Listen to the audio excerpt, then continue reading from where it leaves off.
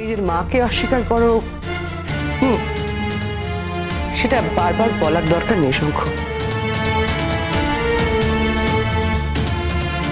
আমি না বললে কি সেটা তুমি জানতে না? জানতাম শঙ্খ, নিশ্চয়ই জানি। কি জানো, মাঝে মধ্যে আমি ভুলে যাই।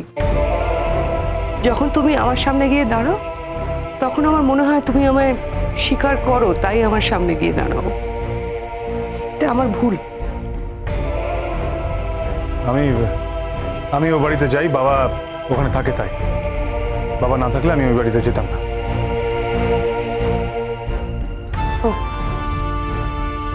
শঙ্খ, আসতে কি হচ্ছে কি? একটু পরে তো পরীক্ষা শুরু হবে, আর আমরা কিন্তু এখানে এসেছি সবার পরীক্ষা কেমন হচ্ছে সেটা জানতে। সেটাই যদি আসার উদ্দেশ্য থাকতো তাহলে সঠিক সময় আসতে পারতে। এখন তো সবাই ক্লাসে চলে গেল।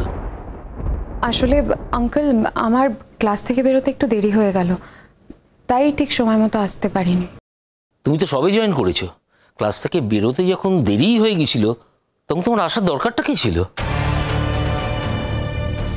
আর এই ব্যাচটাকেও তো তুমি পড়াওনি, শঙ্খ তো একাই আসতে পারতো। বারে উনি কি করে একা আসবেন? ওনার তো একটা কমিটমেন্ট আছে না,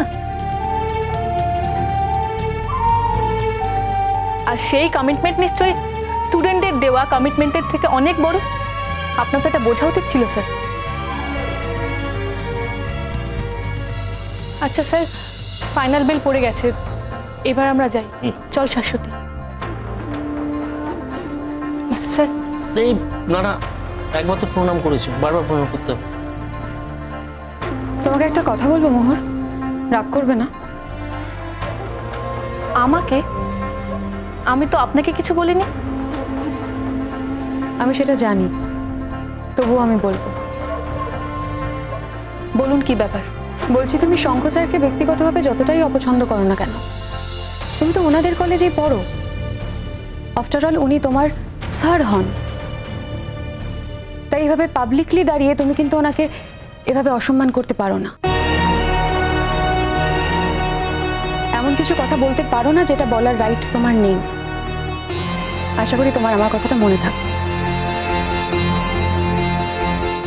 আর তাছাড়া আমি তো তোমার ম্যাম, আমি তো তোমাকে শিক্ষা দিতেই পারি। যেমন অদিতি ম্যাম তোমাকে কিছু শিক্ষা দিয়েছেন, তেমন শিক্ষা দেওয়ার অধিকার কিন্তু আমাদেরও আছে।